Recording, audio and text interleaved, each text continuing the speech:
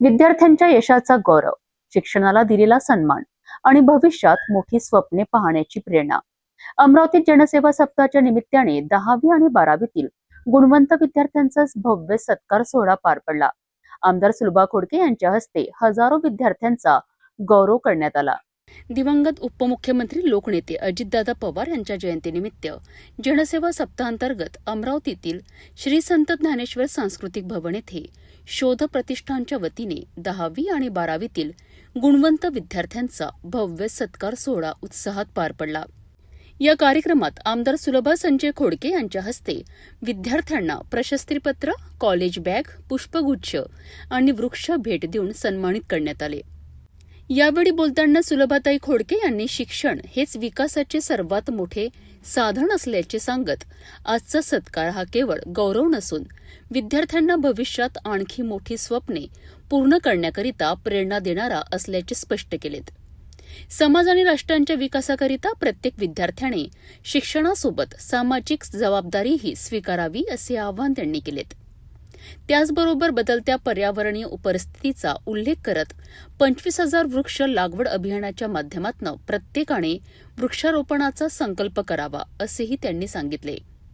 या कार्यक्रम दरम्यान विद्यार्थी आणि पालकांना वृक्षांचे वाटप करण्यात आले.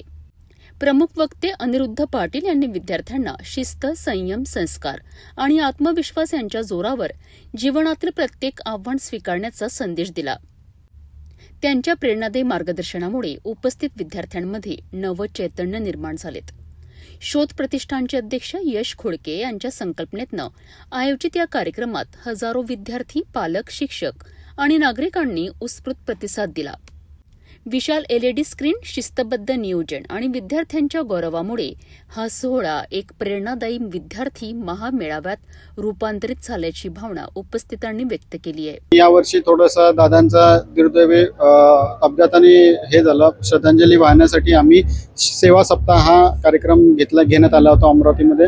तर सेवा सप्ताहामध्ये 7 दिवस लगातार कार्यक्रम हे घेण्यात आले, ज्याच्यात रक्तदान शिबिर असेल, वृक्ष लागवड असेल, रुग्णांची सेवा असेल, नंतर विद्यार्थ्यांचा सत्कार असेल आणि दादांच्या वाढदिवसानिमित्त 22 तारखेला पहिल्या दिवशी सुरुवात आम्ही हे रक्तदानाने केली आणि रविवार असल्यामुळे आज 26 तारखेला आम्ही हा कार्यक्रम सगळ्यात मोठ्या प्रमाणात घेण्यात आला, ज्याच्यात 12वी आणि 10वी या विद्यार्थ्यांचे सत्कार घेण्यात आले, ज्याच्यात 10वीचे 85च्या वरती आणि 70च्या वर 12वीचे अशा विद्यार्थ्यांचेच फक्त सत्कार घेण्यात आले, ज्यांनी प्रेरणा भेटली पाहिजे की बाकी विद्यार्थ्यांना की सत्कार हा कार्यक्रम जसा आपण 75 किंवा 80च्या वर विद्यार्थ्यांचाच घेतो आहे, कारण त्यांचा एक मान सन्मान कुठे ना कुठे त्यांना एक पुढची दिशा दिसली पाहिजे. आणि दादांचं जसं नियोजन पद्धतीने कार्यक्रम करण्यात येत होते, आम्ही या नियोजनमध्ये दादांची आठवण ठेवून हा कार्यक्रम घेण्यात आला आणि याला चांगला जास्तीत जास्त लोक प्रतिसाद दिला आणि 25,000 झाडं आम्ही लावण्याचा संकल्पना केला.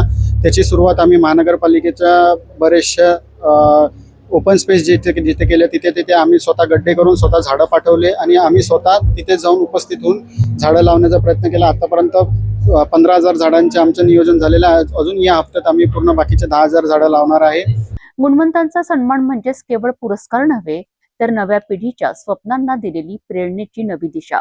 अमरावतीतील हा उपक्रम शिक्षण आणि समाजसेवेचा सुंदर संगम ठरला आहे.